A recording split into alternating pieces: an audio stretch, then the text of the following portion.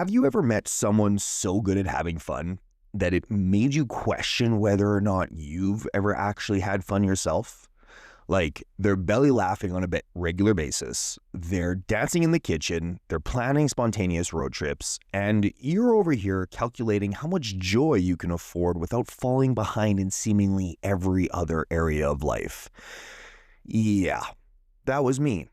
Then I was brick slapped during a conversation that felt like a gentle goodbye. One of those slow motion, this is probably the end talks you know you're going to replay in your head for at least 6 months. She looked at me and said, "You're too serious all the time. You don't let yourself have fun." And I remember sitting there, stunned, because in my mind, I was fun. I mean, I laughed, I joked around, I watched dumb YouTube videos just like anyone else. But what she said stirred something deeper in me. It wasn't just about goofiness or lightheartedness. It was about the version of me that didn't know how to feel safe unless everything seemingly was under control. Hello. Welcome to the Wolverine Lifestyle Podcast, where personal growth meets deep thought and introspection. I am your host, Dylan Andres, and in this episode, we are exploring my personal journey through the journal prompt, identifying patterns. What patterns do you notice in your relationships? How do they relate to your inner child's wounds? Let's start right here. With the relationship that cracked the door open on a pattern I didn't want to admit that I had. She told me I was too serious, that I didn't let myself have fun.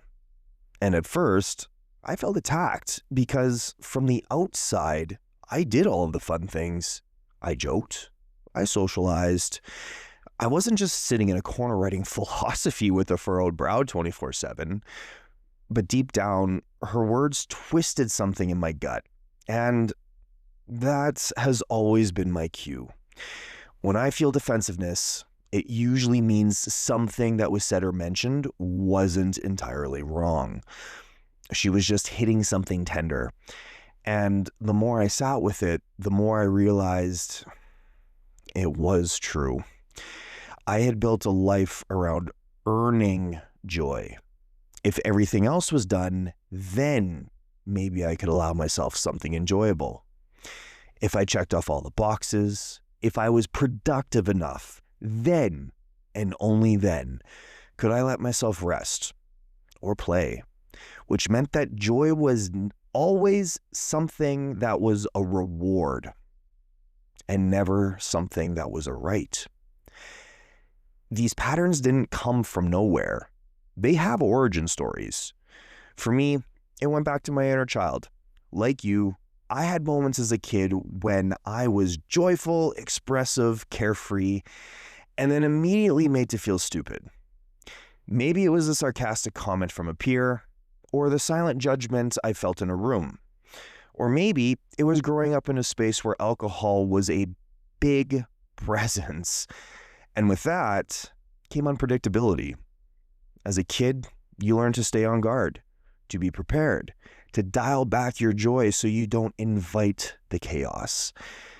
So I became cautious, hyper-aware, a mini strategist. And without even knowing it, I started believing that letting go, being spontaneous, playful, present, was dangerous. Dr. Bessel van der Kolk, the author of The Body Keeps Score, talks about how trauma changes the way we perceive pleasure. We stop trusting joy.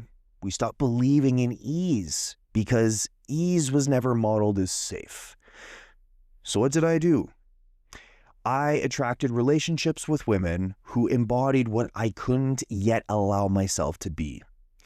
They were fun, they were joyful, light, and in the beginning, I admired it. But as the relationship deepened, I also resisted it because it mirrored everything I felt ashamed about inside of myself. And that's the wild part. The same pattern showed up in multiple relationships, Different faces, the same energy. Each one in their own way revealed the same wound. I was robbing myself of my own joy. I wasn't doing it consciously.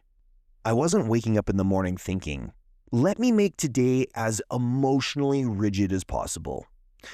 But I was making decisions based on a belief I hadn't confronted, that I didn't deserve fun, that there was always something more responsible I should be doing, that joy made me less credible, less grounded, less masculine.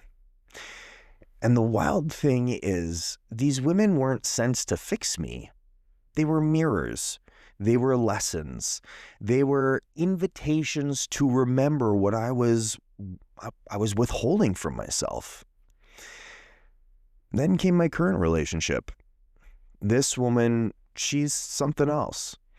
She challenges me in ways I didn't expect, not by demanding change, not at all, but simply by being and embodying joy, being present, being a space of lightness that my inner child desperately needed permission to return to.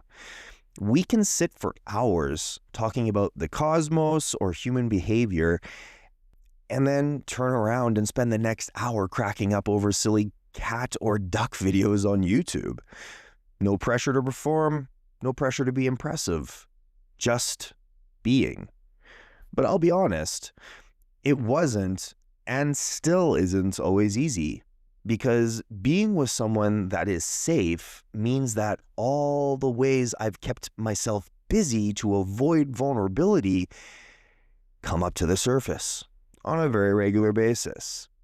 My rigidity gets exposed. My resistance to spontaneity gets called out, and it's uncomfortable. But it's also healing, because we don't heal in isolation. We heal in relationships. And sometimes the best therapy doesn't look like lying on a couch. It looks like laughing over takeout with someone who reminds you that joy isn't optional. It's necessary. So why am I telling you this?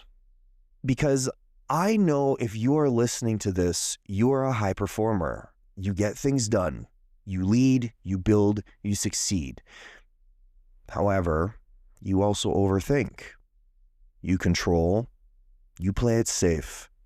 You feel guilty resting. And you chase joy like it's some future reward instead of something you're already allowed to feel. And if you keep attracting partners who seem more lighthearted than you, if you find yourself frustrated by people who are more carefree than you, if you feel emotionally safe but uncomfortable around someone who's deeply present, that might be your inner child asking for something different. Not more rules, not more control, not more achievement, but more play, more deep breaths, more softness. We don't need to earn joy. We just have to stop blocking it. I'm still in this work. I'm still unlearning. I still have moments where I choose the to-do list and become more rigid over soaking in the moment. But I'm catching it faster. I'm choosing differently. And every time I do, it feels like I'm handing my younger self the joy he never got to keep. So what I want to leave you with is this. What does joy look like in your life right now? Are you letting yourself have it, experience it? Or are you still treating happiness like a reward for some sort of good behavior that seemingly is just slightly out of reach always? As always, thank you for joining me for this episode of the Wolverine Lifestyle Podcast. If it resonated with you, don't forget to subscribe, leave a review, and share this with someone who needs the reminder that they are worthy of joy now, not someday, not when the work is done, not when they feel finally enough, right now. And if you're ready to take a step further into your own self-exploration journey, grab my free ebook, 30 Days to Know Yourself. The link will be in the show notes along with all of the rest of the links to the rest of my socials and resources.